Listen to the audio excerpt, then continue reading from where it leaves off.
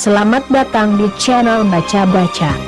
Selamat menikmati novel yang berjudul Kekuatan Harvey Dark untuk Bangkit.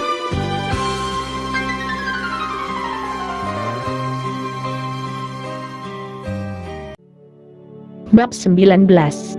Apa? Semua orang tercengang. Apa yang terjadi?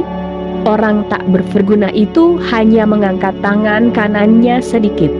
Kenapa dan sampai menahan jatuh yang begitu parah? Apa si brengsek itu memiliki kemampuan seperti itu? Atau apa benar bahwa setiap orang memiliki hokinya? Namun kebanyakan dari mereka merasa Harvey cukup beruntung dan John memang kurang beruntung. Harvey baru saja mengangkat tangannya seperti itu, dan terlempar dengan keras. Harvey tunggu dan lihat saja. John terbaring di lantai, menggigil. Dia bersikeras untuk bangkit. Saat itu juga, dia menunjuk ke Harvey dan memarahinya penuh emosi. Aku akan menghancurkanmu. Aku akan membuatmu membayarnya. Tunggu dan lihat saja. Pada saat itu, semua orang menatap John yang hidungnya berdarah. Kemudian mereka berbalik melirik Harvey dengan menyedihkan. Kekuasaan macam apa yang dimiliki menantu yang menumpang itu? Tapi John berbeda. Dia adalah karyawan tingkat menengah di York Enterprise. Jika dia memiliki niat seperti itu, akan sangat mudah baginya untuk menghancurkan Harvey sepenuhnya hanya dengan menjentikan jarinya. Tetapi Harvey tidak peduli pada John saat itu. Dia meraih teleponnya dari lantai dan menelepon Yonatan. "Halo Harv, ada apa?" Di ujung lain telepon, Yonatan terdengar sangat antusias.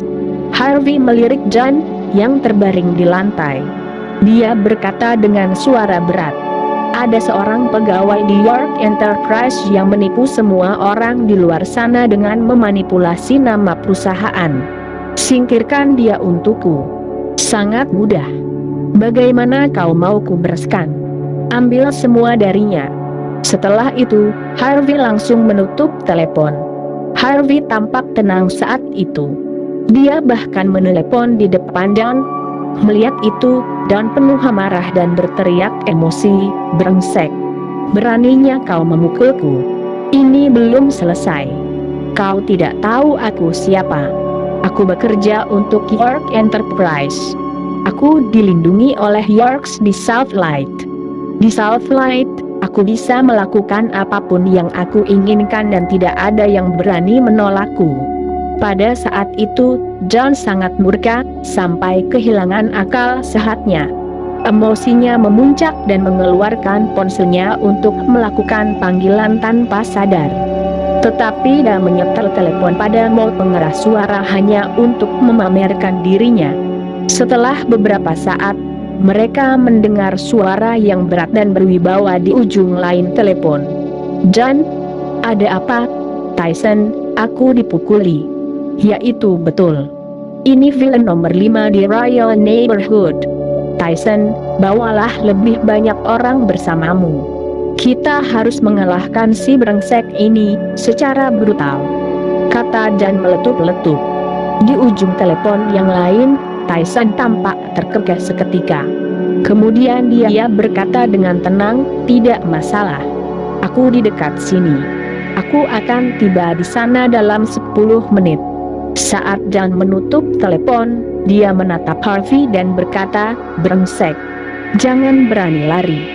Aku ingin kau membayarnya di sini sekarang dan kau tidak akan dapat bertahan sampai besok." "Kau tahu siapa Tyson?"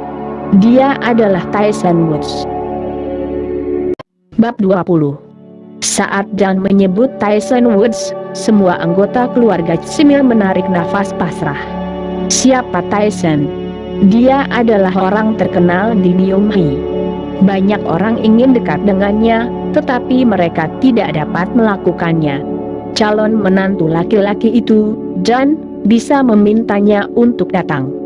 John memang orang yang cukup berpengaruh dan berkuasa. Bahkan kakek Simil memandang dan mendukungnya.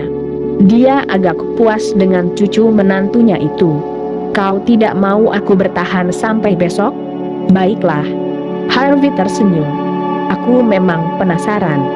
Kau akan kehilangan segalanya, dan kau adalah orang tidak berguna yang akan segera menghadapi kebangkrutan.